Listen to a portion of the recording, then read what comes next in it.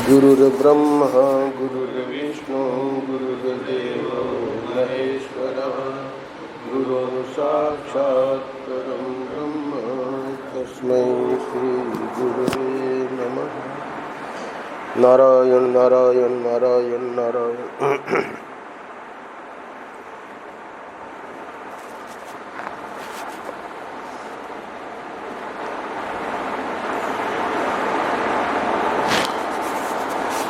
परम पूज्य महाराज श्री उपनिषद, मांडुक्य उपनिषद और कठोपनिषद, ये आज दो प्रसंग हैं। प्रथम प्रसंग मांडुक्य उपनिषद के प्रवचन में से है और दूसरा जो प्रसंग है वो कठोपनिषद।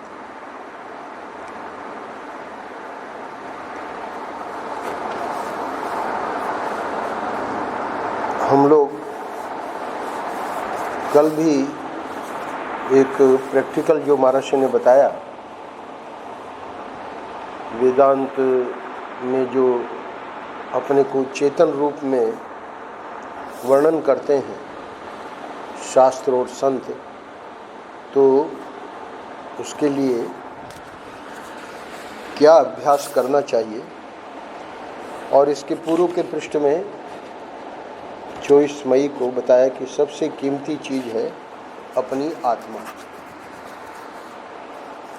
तो प्रैक्टिकल आज भी बताने जा रहे हैं। आज दो प्रैक्टिकल और बताएंगे। संत लोग जो अपने अनुभव से हमें क्या करना है, कैसे करना है, क्योंकि कठिन है पहचानना। भाव से भक्ति में दर्शन आदि होते हैं, ये मार्ग सरल है। इसका भी मई महीने में नारद भक्ति दर्शन में स्पष्ट बताया गया कि भक्ति जो है वो अन्य साधनों से सरल है। उसमें 9 पॉइंट महाराज ने बताए थे कुछ दिनों पहले। पर ये भी हम सुनते हैं कि भक्ति की पराकाष्ठा ज्ञान है और ज्ञान की पराकाष्ठा भक्ति, यानी अंत में जाके भक्ति और ज्ञान में कोई भेद नहीं। तो ऐसी स्थिति में जहाँ वेदांत के प्रसंगों को महर्षि समझावें, भक्त को ये भाव हृदय में रखना चाहिए कि जो हमारी साधना है भक्ति की, उसका पर्यवसान यानी अनन्य शरणागति, प्रेम लक्षणा भक्ति, पराभक्ति, बहुत सारे शब्द हैं। तो उन शब्दों का जो भाव है वही बात वेदांत के प्रसंग में जो विचार साधना से आगे बढ़ रहे हैं, उनका अंतिम जो गंतव्य है वो दोनों का एक ही है। आज देखिए पहले प्रसंग में बहुत सरल करके समझा रहे हैं। निषेध शास्त्र का बंद किवाड़ खुल जाएंगे। आज के पृष्ठ का शीर्षक है 26 मई, बंद किवाड़ खुल जाएंगे। एक ही शीर्षक के अंतर्गत ये दोनों प्रसंग ले लिए गए हैं। दूसरा प्रसंग भले मांडुक्य में से नहीं है, परंतु वहाँ पर भी कुछ प्रैक्टिकल बात, यानी हमें क्या किस प्रकार से अभ्यास करना है, उसका संकेत महर्षि करेंगे। निषेध शास्त्र का अवलोकन करें, यानी जो वेदांत विचार करते हैं तो नेति नेति ये वहाँ अंत में जाके मुख्य सबका निषेध करना है। निषेध क्यों करना है कि क्यों जो अनात्मा है, जो असत है, तो असत जो है वो तो हमारे काम का नहीं है।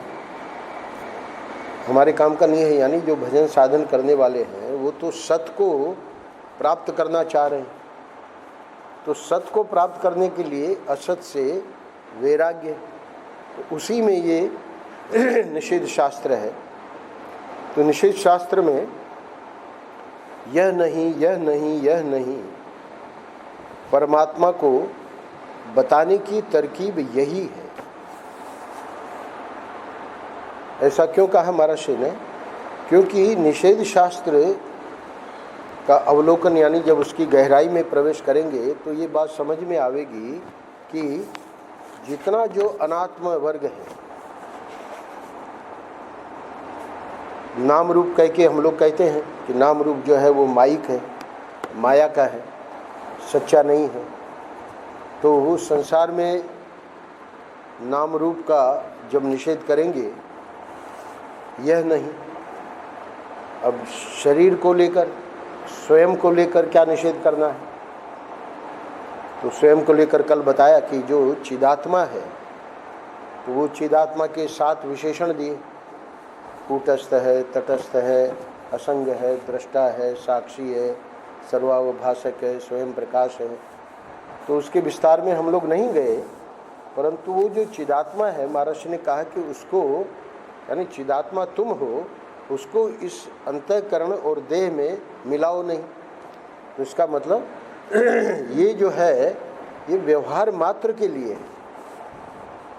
मैंने बताया कि आधार कार्ड में जो आइडेंटिटी है वो तो यही लिखी जाएगी जो हम अनुभव कर रहे हैं, परंतु अनुभव स्वरूप जो आत्मा है उसका परिचय देते हैं हमारे शास्त्र और संत।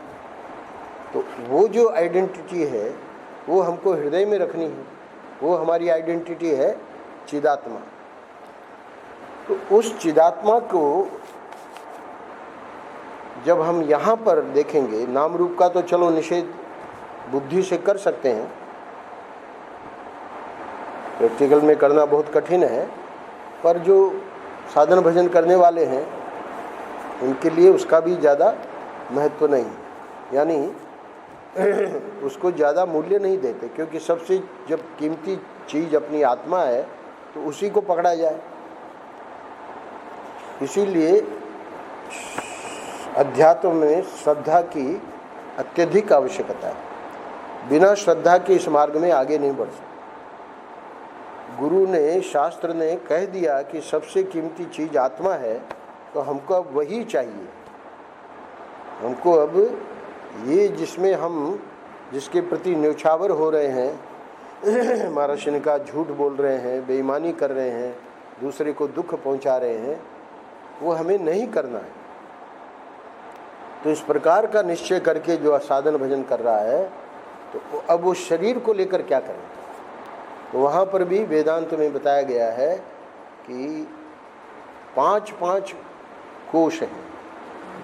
अन्नमय कोश है, प्राणमय कोश है, मनोमय कोश है। इसमें मनोमय में इंद्रियां वगैरह सब आ गए, और फिर विज्ञानमय कोश यानी बुद्धि, और इसके बाद आनंदमय कोश यानी सुषुप्ति, जिसमें अज्ञान है। तो वो अज्ञान में हम देखते ही हैं, सुषुप्ति में बड़े आनंद में रहते हैं, गाढ़ सुषुप्ति में। कल बताया मैंने, घोड़े बेचकर सोए। तो ये जो 5 कोश हैं, इसको ही हम मैं माने हुए हैं, तो उसका भी निषेध। तो प्रथम वाक्य है आज का कि निषेध शास्त्र का अवलोकन करें तो यह नहीं, यह नहीं, यह नहीं, है ना, हर एक का निषेध करना है। अन्नमय कोश भी मैं नहीं हूँ, प्राणमय भी मैं नहीं हूँ, है ना, मनोमय में भी मैं नहीं हूँ, विज्ञान में भी मैं नहीं हूँ, आनंद में भी मैं नहीं हूँ। तो इतना ही तो हम जानते हैं अपने बारे में, जागृत, स्वप्न और सुषुप्ति, पंचकोश। तो पंचकोश का जब निषेध हो गया तो बचा क्या? महर्षि कह रहे हैं कि परमात्मा को बताने की तरकीब यही है। ऐसा न समझें कि कुछ नहीं बचा, अपना आत्मा अब बच गया। जब सबका निषेध हुआ तब जाके आत्मा बचा। उसी आत्मा के बारे में कल परसों बताया महर्षि ने, वो आत्मा जो है वो परिच्छिन्न नहीं है, वो ही परमात्मा है। तो इसलिए परमात्मा को बताने का वेदांत में यही तरीका है। अब यहाँ पर ये तो हो गया प्रतिज्ञा वाक्य। अब वो प्रैक्टिकल जो है उसको बता रहे हैं।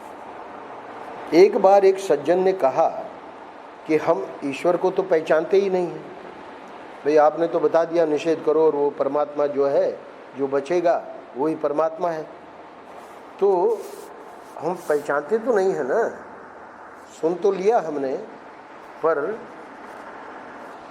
इसलिए कोई झूठ मूठी आकर कह दे कि हम ईश्वर हैं तो हमको धोखा देगा ना, कैसे हम बचेंगे। यानी बहुत प्रैक्टिकल प्रश्न है। और इसीलिए इसी आनंद रत्नाकर में एक पृष्ठ आया है कि वो जो भजन करने वाला शिष्य था वो तो गुरु के अनुगत था, इसलिए उसका कल्याण हो गया, है ना।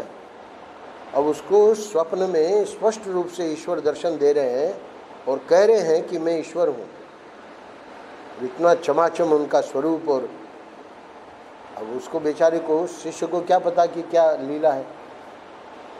बोले देखो बेटा, फलां जगह पे धन गड़ा हुआ है ना, और तुम हमारे कहने से उसको ले लो और उसको काम में ले लो।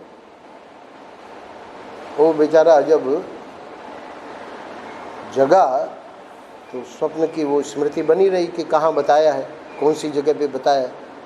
अब ईश्वर स्वयं कहे, वो जो जिसने दर्शन दिया कि मैं ईश्वर हूँ, तो अब उसमें तो कोई संदेह था नहीं।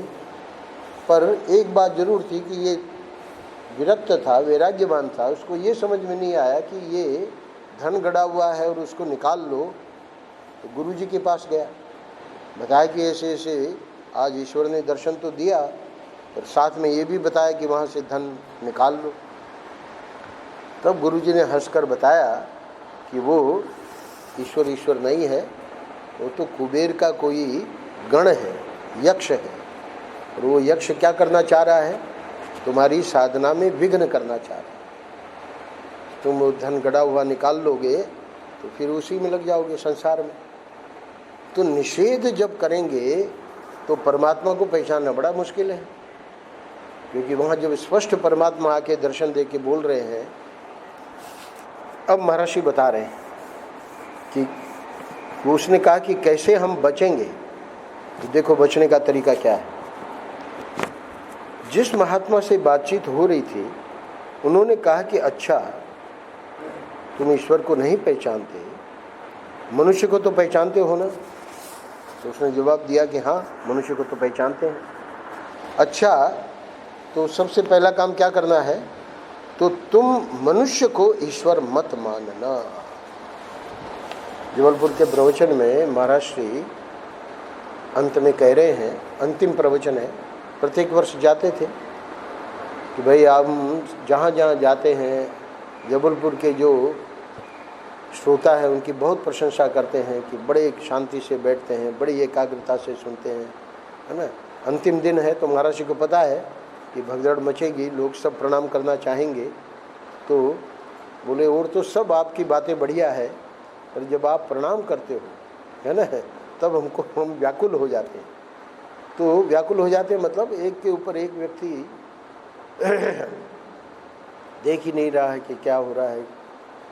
तो वहाँ पर महर्षि ने एक बहुत प्यारी बात कही कि देखो जहाँ है आप लोग वहीं से मन ही मन प्रणाम कर लें, यानी भगदड़ मचाने की जरूरत नहीं है।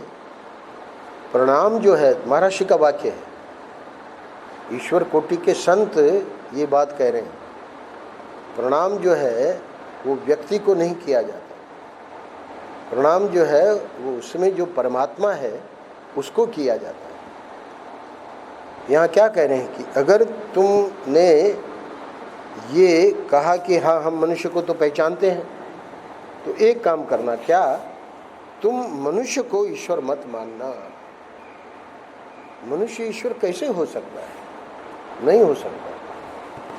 इसीलिए भगवान ने गीता में कहा कि जब मैं भी मनुष्य का रूप लेके लीला करता हूँ तो लोग मेरी भी अवमानना करते हैं, यानी मेरा भी अपमान करते हैं, क्योंकि उनको पता नहीं है कि ये ठाकुर जी हैं। तो श्रीमद् भागवत में आया है, एक ब्राह्मण अपनी उसके मरी हुई लाश यानी बच्चे को वहाँ द्वारका में रखा। अर्जुन वहाँ द्वारका गए हुए थे और वहाँ भगवान कृष्ण के उस पर दरवाजे पे रख के और बड़ा अनाप शनाप बोला, क्योंकि अगर राजा धार्मिक है तो इस प्रकार से घटना हो ही नहीं सकती। तो इस प्रकार अनाप शनाप अर्जुन को सहन नहीं हुआ। तो बोली बात क्या है, तू ऐसे क्यों बोल रहा है, भागवत का वो प्रसंग पढ़िएगा। तो उसने बता दिया और उसने कहा भी अर्जुन को, तुम काहे को बीच में, है ना, हम तो इनको कह रहे हैं जो यहाँ के। अरे बोले कि ये क्या होते हैं, यानी वो कृष्ण के लिए कहता है। कौन? अर्जुन। ये क्या होते हैं? अर्जुन का तो तूने अभी तक पराक्रम नहीं देखा है। अगली बार जब बच्चा होगा, है ना, कुछ नहीं होगा। ठीक है, ब्राह्मण ने सुन लिया। अर्जुन ने पूरे प्रसूति गृह को बाण से, है ना, ऐसा बना दिया कि वो बच्चा जो है उसका वो जीव बाहर निकल ही नहीं सकता। और आश्चर्य क्या हुआ कि हर बार तो बच्चे की लाश रहती थी, इस बार जब प्रसव हुआ तो लाश भी नहीं मिली। भगवान जब हम लोगों का घमंड तोड़ना चाहते हैं, अब उसने प्रतिज्ञा कर ली थी कि अगर बच्चा नहीं बचा तो मैं अपने प्राण दे दूंगा, अपने को जला दूंगा। अब वो तो उसने प्रतिज्ञा के अनुसार अपनी सीता बनवाई। तब भगवान कृष्ण आए और फिर बोले कि ऐसे मत करो, है ना, हमारे साथ चलो, हम उस बच्चे को ले आते हैं। फिर क्या बहुत लंबी यात्रा है, भगवान ने अर्जुन को लेकर कहाँ कहाँ पार करते हुए रथ से, बहुत ही गजब का वर्णन है। और वहाँ से जाके उसको लेके आए। तो ये जो मनुष्य है वो तो जब भगवान स्वयं अवतार लेते हैं तब वो कहना पड़ रहा है उनको गीता में कि मेरा अपमान करते हैं। तो सामान्य मनुष्य हैं, संत हैं, है ना, उनका अपमान कर रहे हैं। बहुत सारे वर्णन आते हैं। अवधूत थे, नंगे जा रहे थे, उधर मुसलमानों के मोहल्ले से निकले और वो था व्यक्ति, उसने उसका हाथ काट दिया तलवार से। वो चल रहे हैं, उनको पता ही नहीं कि हाथ कट गया। वो बड़ा आश्चर्य, सच्ची घटना है।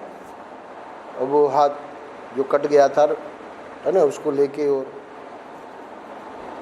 अब उसको लेके क्या, वो तो कट गया, बोले कोई बात नहीं, उसको यहाँ लगा दो, जुड़ गया वापस।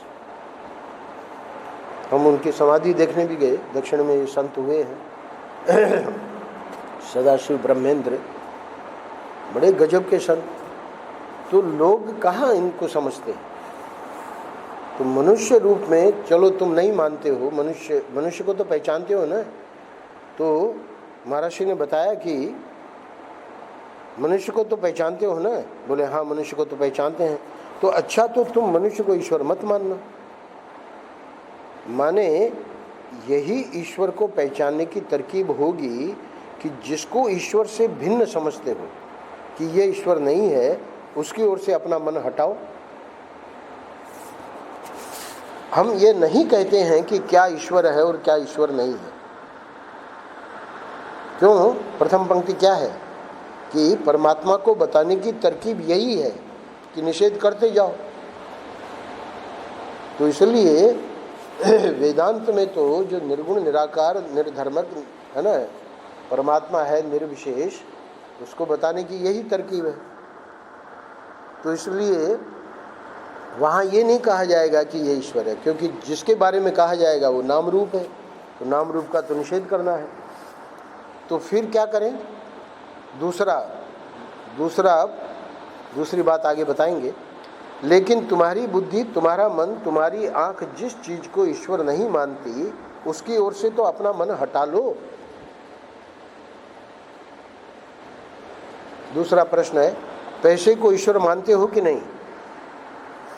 भाई कम से कम साधन भजन करने वाला तो पैसे को ईश्वर कैसे मानेगा? मालूम है पैसे का व्यावहारिक उपयोग है, पर पैसा ईश्वर है किसके लिए? पामर के लिए, है ना। पामर मतलब ये विषयी लोग हैं, विषयी संस्कृत शब्द है जो भोगों में यानी निषिद्ध कर्म करने वाले हैं, है ना, उनको पामर कहा है। तो उनके लिए पैसा भगवान है, पर जो भजन करने वाला है वो तो उसने कहा कि भाई नहीं मानते हैं, अच्छा तो उसकी ओर से अपना मन हटाओ। अब तीसरा प्रश्न है, अपने रिश्ते नातेदार को ईश्वर मानते हो कि नहीं मानते हो? नहीं मानते हैं। अरे जब पहले ही कह दिया कि मनुष्य को हम मानते ही नहीं है ईश्वर, तब तुम उधर से मन हटाओ। अच्छा, अब चौथा प्रश्न जो है वो स्वयं को लेकर है। अपनी बुद्धि, अपनी इंद्रियों, अपने अहंकार को ईश्वर मानते हो कि नहीं मानते हो? कहना पड़ा नहीं मानते। नहीं मानते हो तो उधर से मन को हटाओ। तो देखिए, पहले संसार से मन हटवाया, फिर संसार से मन हटा के फिर अपने से ही, शरीर से ही, तो पंच महाकोश का भी निषेध हो गया। तो वो जो प्रथम पंक्ति थी, है ना, परमात्मा को बताने की तरकीब यही है। अब जब मन हटा, अब क्या स्थिति बनेगी, ध्यान से सुनना। तुम यह निश्चय करो कि जो जो चीज तुम्हें ईश्वर नहीं मालूम पड़ती, उधर उधर से अपने मन को हटा लो। ध्यान रखना, सदगुरु क्या कह रहे हैं? सदगुरु कह रहे हैं कि व्यक्ति को प्रणाम नहीं किया जाता, व्यक्ति में जो परमात्मा है उसको प्रणाम किया जाता। तो इसलिए सदगुरु कौन है? सदगुरु वही है, कई बार मैंने कहा, जब मैं था तब हरि नहीं, अब हरि है मैं ना। यानी जो ईश्वर है, जो मनुष्य की लीला कर रहे हैं, वो तो अवतार के समय मिलते हैं, पर संतों को नित्य अवतार बताया। इसलिए परम पूज्य महाराज श्री कहते थे कि आप लोग जो देख रहे हो वो मैं नहीं हूँ, मैं अपने को जो बताता हूँ वो मैं हूँ। महाराज श्री अपने को चिदात्मा रूप से जानते हैं। मानना एक बात है, स्वीकार करना दूसरी बात है। कहने को तो हम भी पढ़ के हम भी मान लेंगे कि हम चिदात्मा हैं, उससे काम नहीं चलेगा। वो अपने को जानते थे कि मैं चिदात्मा। तो इसलिए इनको कहा है कि ये तो निरावरण रूप में, यानी भगवान हमारे हृदय में, सब जितने हम लोग बैठे हैं, हम लोगों के हृदय में भी परमात्मा बैठा है, और वो निरावरण नहीं है। घूंघट मानो घूंघट काट के बैठा है। संतों के हृदय में निरावरण है, इसलिए संतों को ईश्वर की कोटि में रखा जाता है। तो अब क्या हुआ, महाराज जी कह रहे हैं कि तुम ये निश्चय करो कि जो जो चीज़ तुम्हें ईश्वर नहीं मालूम पड़ती, उधर उधर से अपने मन को हटा लो। कल मैंने धर्म सम्राट कृपात्री जी महाराज की बात बताई कि वो जो शिष्य है वो तो सदगुरु को ईश्वर मान रहा है। अब वो दिन रात उनका जब चिंतन करेगा, है ना, तो उसमें उसका मन फंस जाएगा। ऐसे ही जो भक्त है वो दिन रात जब ठाकुर जी का चिंतन, उन्हीं का नाम, उन्हीं के रूप, उन्हीं का लीला, उन्हीं का धाम, है ना, उन्हीं की कथा, तो उसका मन उसमें फंस जाएगा। अब ये सरल हो गया। कैसे सरल हो गया कि पहले जो संसार में मन जाता था, है ना, क्यों जाता था? क्योंकि तब तक इनकी महिमा पता नहीं थी। अब जब सत्संग करने लगे तब जाके इनकी महिमा पता लगी। तो अब जब पता लगा कि सबसे कीमती यही है, बांके बिहारी कहिए, हमारे श्री राधा गिरधर गोपाल कहिए, है ना, वेदांत की शब्दावली में आत्मा कहिए, परमात्मा कहिए, सबसे कीमती वस्तु यही है। और तो महाराज जी कहते थे 2 कौड़ी का मूल्य नहीं, न इस शरीर का और न इस संसार का, 2 कौड़ी का भी मूल्य का ये नहीं है, जिसको लेकर हम दिन रात मर पच रहे हैं, उसका कोई अस्तित्व ही नहीं है। ये एक और विचित्र बात है, आगे पढ़ेंगे, क्योंकि वेदांत के पृष्ठ है ना, वो पूरा उड़ा देते हैं।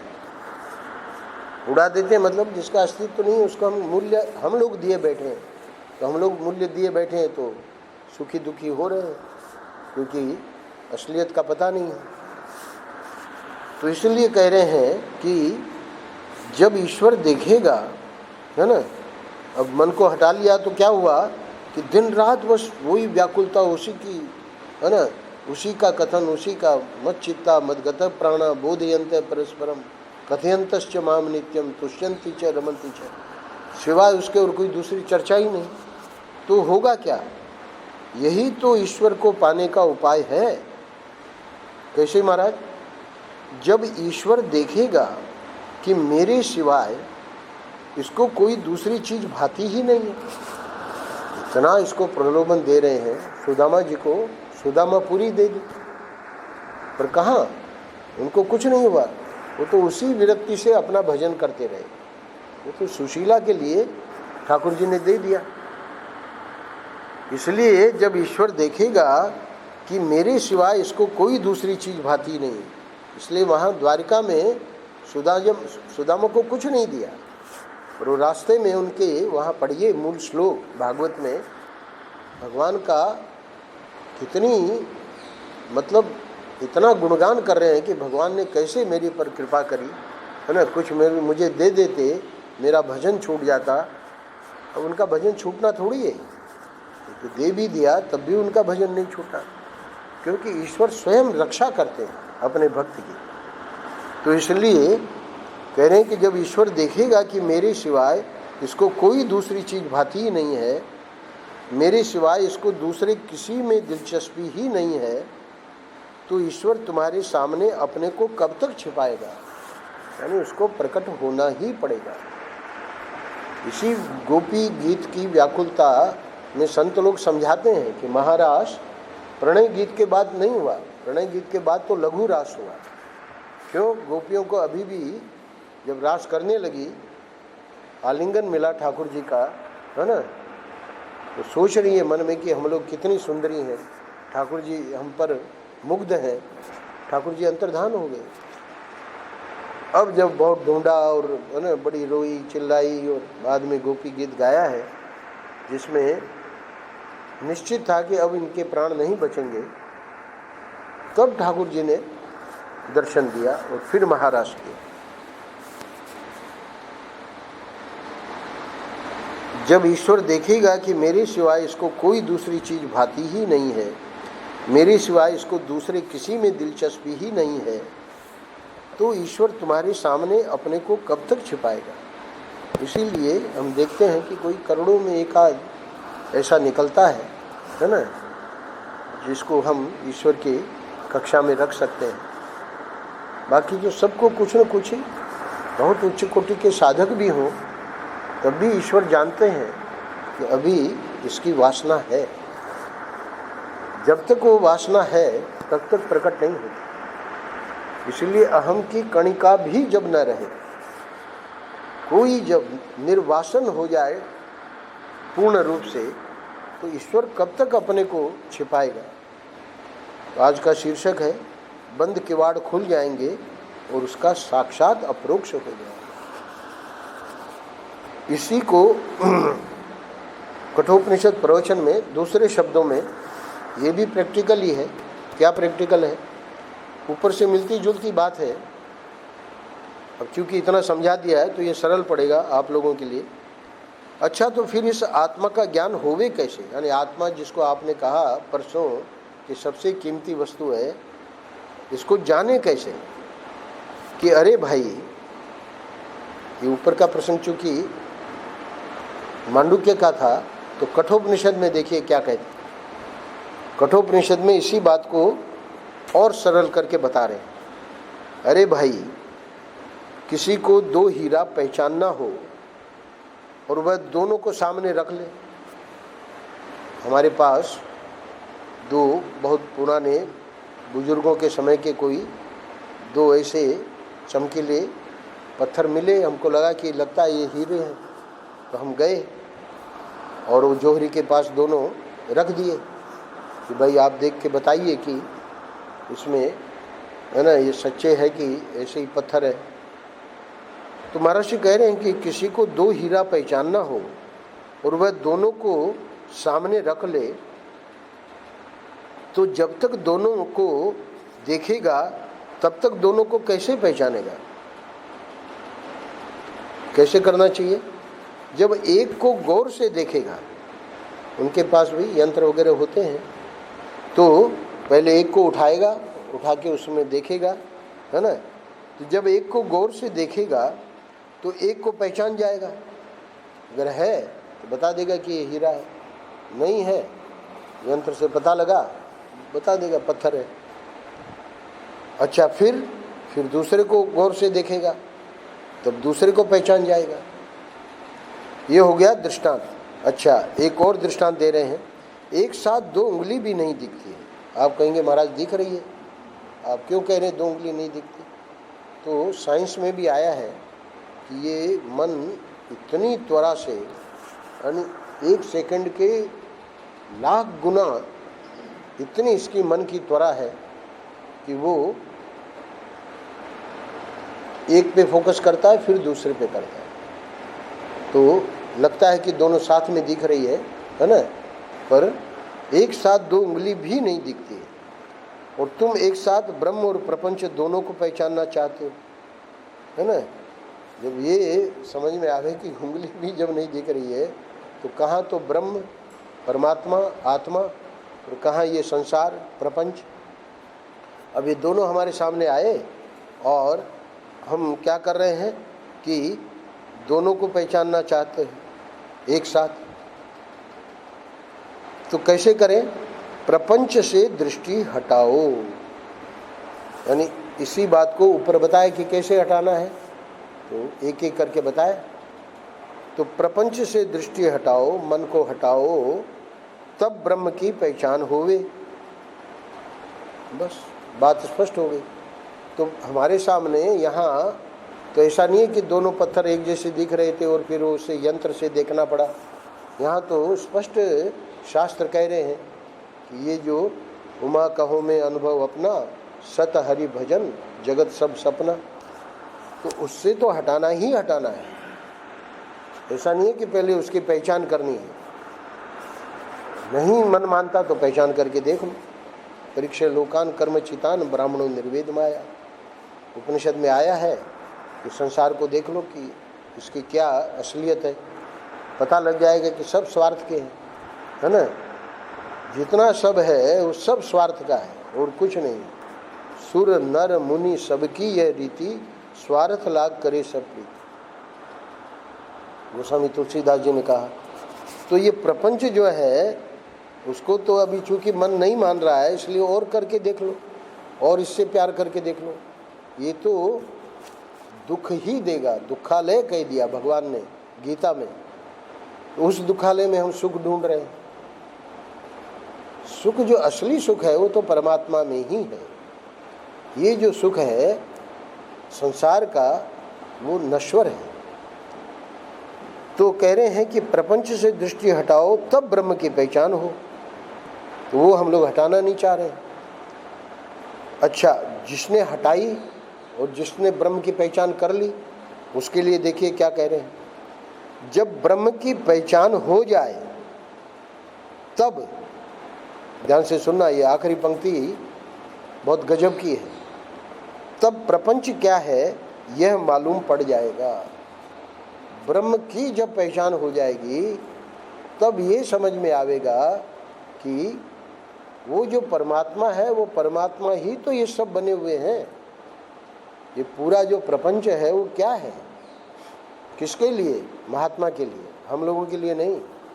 हम लोग तो अज्ञान में हैं, इसलिए नाम रूप को गले से लगाए हुए। जिसको ब्रह्म का ज्ञान हो गया है वो जानता है कि हमारे परमात्मा ही सिया राम मैं सब जग जानी, करऊं प्रणाम जोर जुग पानी। इसलिए कह रहे हैं कि ब्रह्म की पहचान हो जाए तब प्रपंच क्या है यह मालूम पड़ जाएगा। उस महापुरुष के लिए कह रहे हैं। सबके लिए नहीं, हमारे लिए साधना करनी है। ये क्या है? ये फल दृष्टि है, यानी इसको साधना करने का फल मिल गया। फल क्या मिल गया? कोई किसी से उसको कोई राग द्वेष है ही नहीं, सब परमात्मा का स्वरूप है। कौन? ईश्वर कोटि के संत। तो इसलिए ये फल दृष्टि है। और साधन दृष्टि क्या है? जो हमको करना है, पहले हमको मन को हटाना है। अभी तो हमारा मन संसार में रचा पचा है, इसलिए अंतिम वाक्य में कह रहे हैं कि ये फल दृष्टि है। क्या? सिया राम में सब जग जान। साधन दृष्टि यह है कि प्रपंच पर से दृष्टि हटाओ। अभी हमको ये करना पड़ेगा, तब जाके फल में पहुंचेंगे। और फिर ब्रह्म को पकड़ो। नारायण नारायण नारायण नारायण। श्री राम जय।